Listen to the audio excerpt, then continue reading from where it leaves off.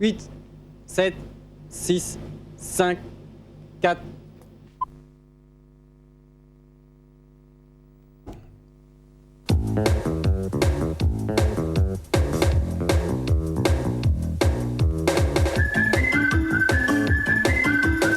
Et salut Euphoria Rules, salut Magaki. J'y arrive toujours pas. Hein. Ah, arrive pas. Tit tit tit.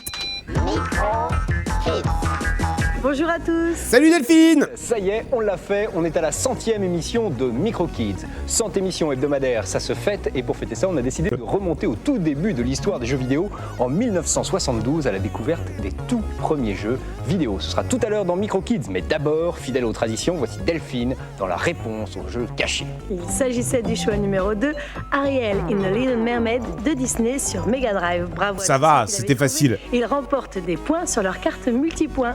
Pour se procurer une carte multipoint, le numéro de téléphone indispensable 36. Salut Aaron Solide, salut Spec et salut Eric Debé. France 3. Aujourd'hui, j'accueille deux nouveaux candidats dans l'équipe numéro 1. Il s'agit de Philippe et de Christophe, qui ont tous les deux 14 ans et qui viennent de Val-de-Modère. Ouais. L'équipe numéro 2, on retrouve nos deux superstars, Serge 13 ans, Maliki 15 ans. Ils viennent d'Avignon. Ouais. Philippe et Christophe, vous jouez console et micro. Ouais. Vous avez quoi comme console et comme micro, Philippe? Un Game Boy et un PC. Et toi, Christophe? Une Master System et un PC. Qu'est-ce que c'est comme PC? 386 SX33. Tous les deux? Ouais. Oui. Et vous vous servez de votre PC essentiellement pour jouer ou pour d'autres applications?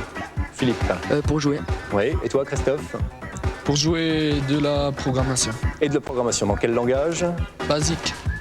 Serge et Maliki, vous avez déjà gagné de nombreux cadeaux. Vous avez remporté 3 jeux sur Super Nintendo, une Mega Drive. Je ne sais pas ce que ça va donner aujourd'hui. En tout cas, voici le premier jeu à identifier. Et comme chaque semaine, pour ce premier jeu, 3 titres. Attention à... Ce jeu est-il Yo Joe, Bill's Tomato Game ou Trolls?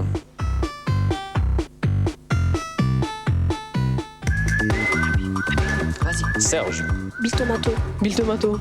Bill Tomato. Une bonne réponse. Un premier point marqué par l'équipe de Serge et de Maliki. Deuxième jeu à identifier. 3 et le bon. S'agit-il de Rempart, de Historyline 1914-1918 ou de Patriote? Christophe. Rempart. Rempart. Une mauvaise réponse. Pas de point marqué par l'équipe de Christophe. Serge. 2. La 2. Historyline 1914-1918.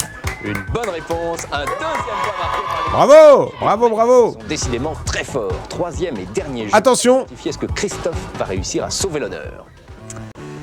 Ces images sont-elles celles de Kix, de Super Hunchback ou de Woody Pop? Serge.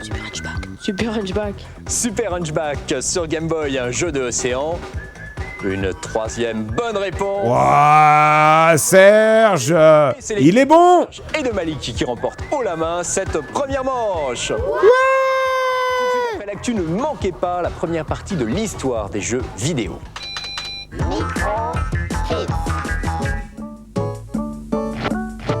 Après avoir incarné le maire de grande métropole dans SimCity, on aurait pu penser qu'il serait de tout repos de s'occuper d'une simple fourmilière de quelques centimètres carrés au fond du petit jardin d'un pavillon de banlieue. Il n'en est rien et Sim Hand de Maxis sur Super Nintendo va vous permettre de le découvrir avec cette simulation. C'était bien ou c'était chiant sur 20? Est un enfer. Il faut en effet creuser des galeries, trouver de la nourriture, se battre contre d'éventuels envahisseurs termites, parer aux inondations gigantesques que peut provoquer un simple arrosoir, et ainsi de suite. Le jeu, géré par l'intermédiaire d'un système d'icônes très pratique, mettra à l'épreuve vos talents de stratège. Vous devrez gérer tous les paramètres qui influent sur la vie de votre petite communauté. Et c'est vous qui déciderez par exemple si les petits que met au monde la reine deviendront des soldats ou des ouvriers en fonction des besoins de la fourmilière. Au milieu d'un océan de shoot 'em up et de jeux de plateforme, les jeux de ce type se font malheureusement trop rares sur console, alors ne ratez surtout pas celui-là. Notre note, 17 sur 20. Has anybody seen my chamois bag? Les jeux sur 3DO sont décidément très impressionnants. Après Crash and Burn et Mad Dog McCree, voilà que nous arrive Night Trap de Digital Pictures, un jeu d'action et de stratégie qui exploite remarquablement les capacités de la machine. Vous incarnez un agent de sécurité chargé de veiller à distance sur le bien-être des habitants d'un petit pavillon futuriste, doté d'une installation entièrement contrôlée par ordinateur. Les paisibles occupants de la maison vont être menacés par un groupe d'étranges individus animés de très mauvaises intentions. La maison est truffée de caméras qui filment en permanence chaque pièce et vous êtes installé derrière un panneau de contrôle qui vous permet d'observer instantanément ce qui se passe dans chacune des pièces de la maison. Vous pourrez ainsi suivre les conversations de vos petits protégés et surveiller les déplacements des dangereux malfaiteurs à travers toute la maison. Les pièces et les couloirs sont équipés de pièges qui vous permettront de venir à bout des méchants pour peu que vous disposiez des bons codes d'accès et que vous déclenchiez le piège au bon moment. Angoissant à souhait, le scénario de Night Trap est plein de rebondissements et vous plonge dans un suspense insoutenable car tandis que vous observez une pièce, un événement important peut se dérouler dans une autre. Le jeu, entièrement réalisé en images digitalisées avec de véritables acteurs, bénéficie d'une excellente réalisation et d'un système de jeu simple et très pratique. Bref, Night Trap est un soft à ne pas manquer pour les fans de la 3DO. Notre note, 17 sur 20.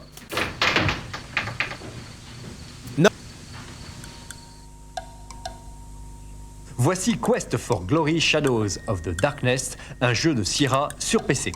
J'allais dire, il ressemble beaucoup à Guybrush, non? Au choix, un guerrier, un magicien, un voleur, dans la plus grande tradition des Dungeons and Dragons.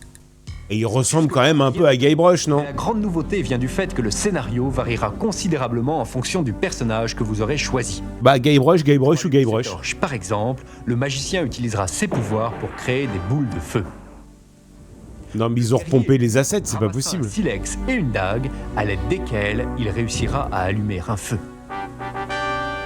De même, un magicien franchira la corde en s'agrippant avec les mains, tandis que le voleur, plus habile, jouera les funambules. Le jeu est truffé de détails originaux, comme cette cuisine, qui sert également de salle de muscu pour améliorer la condition physique de votre personnage. Putain, c'était GTA San Andreas avant l'heure. Consultant des livres, vous pourrez apprendre à effectuer certaines actions dont vous ignorez tout au départ, comme par exemple grimper à la corde. Propulsé mystérieusement au beau milieu du royaume de Mordavia, le héros devra tenter d'empêcher un terrible démon de se réveiller. Vos ennemis sont nombreux et vous aurez à les affronter au cours de séquences de combat plutôt réussies. Les décors, eux, sont superbes et bénéficient de jolis effets de lumière et d'ombre. Allez, 17 sur 20. Les détails intérieurs dans les maisons. Moi je vote 17 sur 20. Regardez par exemple ces gousses d'ail suspendues au plafond.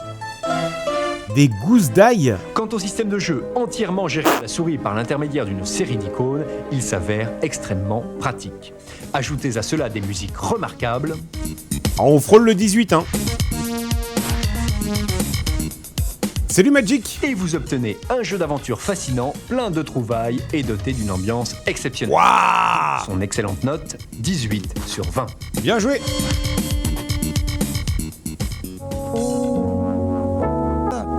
Si vous avez aimé le film Abyss, c'est avec délectation que vous plongerez dans l'ambiance oppressante de Subwar 2050 de Microprose sur PC.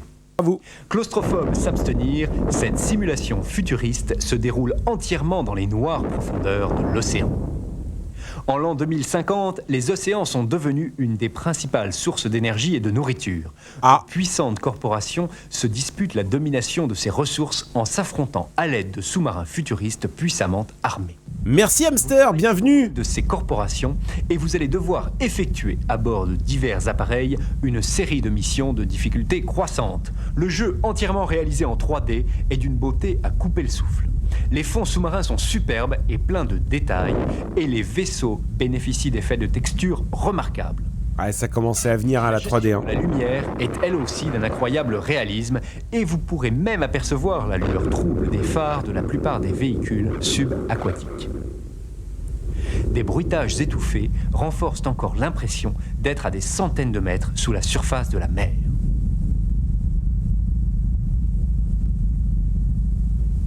Les simulations de sous-marins étaient jusqu'ici par nature plutôt lentes. Bon allez, vos pronostics pour la note. 50 s'apparente plus à un space opéra sous-marin plein d'action et d'événements spectaculaires.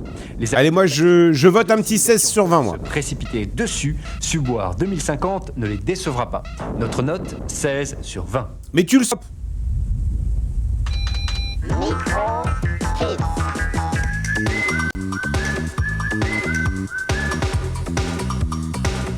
Waouh! Impossible d'expliquer l'homme sans les dinosaures, impossible d'écrire une histoire des jeux vidéo sans remonter à la préhistoire des jeux vidéo.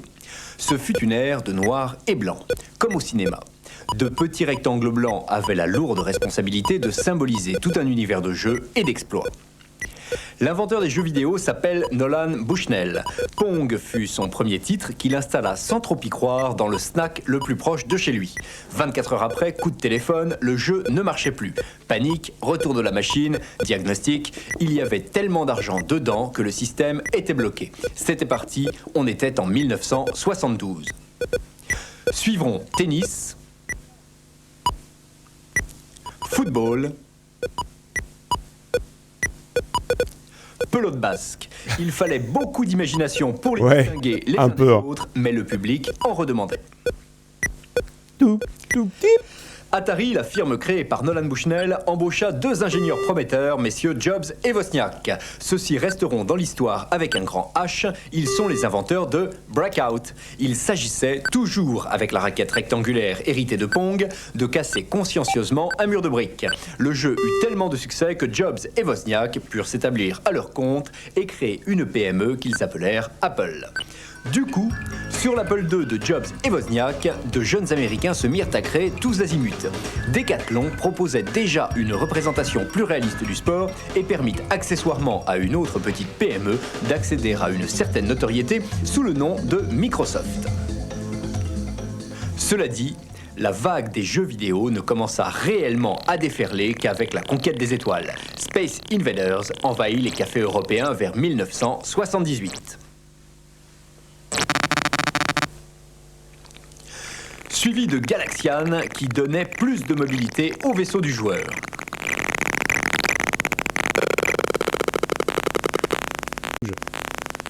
Defender était encore plus compliqué. La scène présente à l'écran n'est qu'un détail d'un monde plus grand dont la carte complète est particulièrement lisible, elle est en haut de l'écran en bandeau, permet à coup sûr de se repérer. Enfin, c'est ce qu'écrivent les journalistes spécialisés à l'époque. Passons sur Astéroïde qui demandait aux joueurs de pulvériser des astres rocheux qui menaçaient de faire éclater son vaisseau en 1000 morceaux. Et retrouvons Zaxxon qui, pour la première fois dans l'histoire des jeux vidéo, proposait une représentation convenable des 3 dimensions. Révolutionnaire.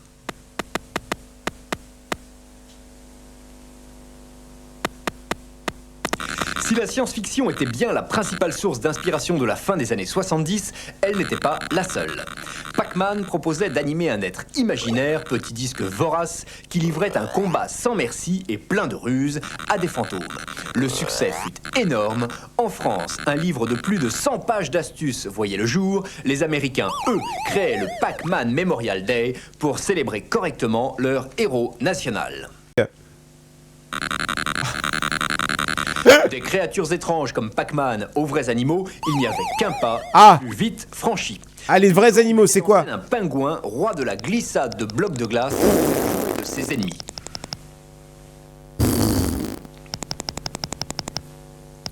Centipède, lui, avait recours aux propriétés géométriques du mille-pattes. Ah, la vache, ils l'ont rentabilisé leur Apple IIc. Hein. Il proposait d'aider une grenouille à traverser des chemins lourds de dangers mortels.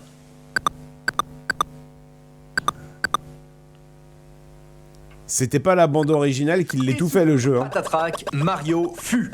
Il commença petit, second rôle d'un jeu nommé Donkey Kong, dans lequel un singe lui lançait des projectiles, et il faillit bien ne pas survivre au procès qu'une grande firme de cinéma fit à l'inventeur du jeu, une société du nom de Nintendo, qui, jusqu'alors, fabriquait des cartes à jouer. Nintendo gagna le procès, vous connaissez la suite. Hein. Les jeux de plateforme étaient nés, ils devinrent un genre à part entière. C'est Load Runner, ouais c'est ça, Load Runner, ouais. Classique sur micro-ordinateur nommé Load Runner. Jamais rien compris à ce jeu. Mais ça avait l'air très bien. Au début des années 80, la préhistoire était terminée, du noir et blanc Ah passé à la couleur, des salles d'arcade à la console et au micro-ordinateur, simulations sportives, combats spatiaux, animaux transformés en héros, jeux de plateforme, tout était inventé. Les années 80 pouvaient commencer. Micro Kids. Et maintenant, place à nos champions. Est-ce que la chance va rester du côté de Maliki? Est-ce qu'elle va basculer du côté de Philippe? Je l'espère, en fait, pour tous les deux. Est-ce que vous êtes prêts? Oui. 3, 2, 1, top, c'est parti. C'est parti sur le jeu Wiz and Liz sur Amiga avec des encouragements de Serge, mais attention, il ne faut pas déconcentrer non plus Maliki. Le score des deux candidats s'affiche sur l'écran. En haut, c'est le score de Philippe. En bas, c'est le score de Maliki. Philippe qui est en tête. Le but du jeu, récupérer le maximum de petits lapins. Ensuite, compléter un nom et ouvrir une porte. Il reste 2 lapins. Ça y est, c'est fini. Vite à la porte, à la porte. Pour l'instant, c'est Maliki qui est en tête, mais Philippe vient de franchir la porte. Et donc, son score continue à monter, tandis que Maliki s'efforce d'avancer. Mais je crois que... Ah, il a raté la porte, Maliki. Oh là là là là là là. Ça va se jouer sur la question quiz. 600 points, 70 600 points pour Philippe face à 15 350 pour Maliki. C'est l'équipe de Philippe qui remporte la deuxième manche. Et comme il y a égalité entre les deux équipes, on démarre avec les questions quiz. Quel est le nom du jeu vendu avec la Jaguar, la console 64 bits d'Atari? Cybermort. Je n'ai même pas eu le temps de donner les 3 titres qui étaient Crash and Burn, Fatal Fury Special et Cybermorph. Maliki donne la réponse, Cybermorph. Une bonne réponse. Oui, qui va pour la 3e semaine consécutive à Serge et à Maliki. 1, 2 ou 3. Ils ont déjà gagné 3 Super Nintendo, une Mega Drive. Et qu'est-ce qu'ils vont remporter aujourd'hui? Ah, Mega CD. Oh, les bâtards, ils ont fait le hold-up. Bravo à nos 2 candidats. Bravo à tous les 4 en fait. Vous remportez tous les 4 des compacts disques, des t-shirts Micro Kids et bien sûr des abonnements à Tilt et à Console Plus. Bravo à tous les 4 candidats. Oula. Ça y est, vous êtes plus de 1000 à voter pour le top jeu vidéo. On démarre avec la Master System. Mickey Mouse 2 monte en première position. Sonic 2 perd une place et n'est plus que second. Sonic KO de Sega entre en 3e position. Sur PC, l'indétrônable Day of the Tentacle de LucasArts reste en première position. Privateer de Origin lui monte en seconde position. X-Wing de LucasArts entre dans le top en 3e. Le Mac figure maintenant dans notre top 1. Prince of Persia de Broderbund est premier, Space Quest de Sierra est second et Civilization de Microprose est 3e. À présent, notre jeu concours de mascotte. Je vous rappelle que ce concours est parrainé par le ministère de la Culture et de la Francophonie et par l'INA.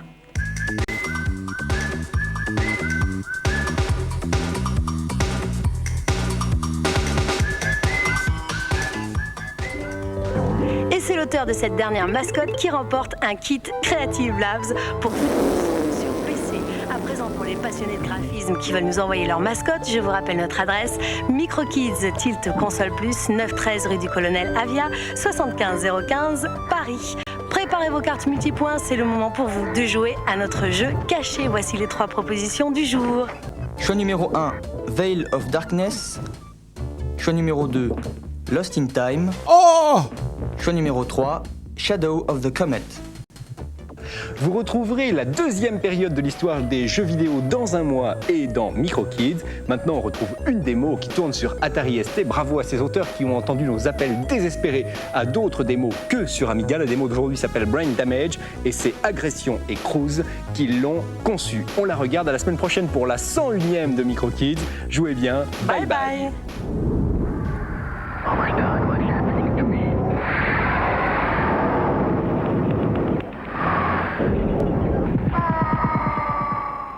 Brain Damage.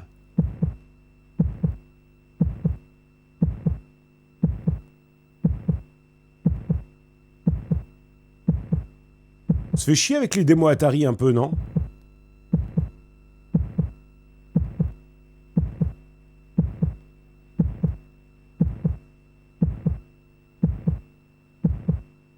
Disons qu'il n'a pas basé la totalité de sa démo sur la musique, hein.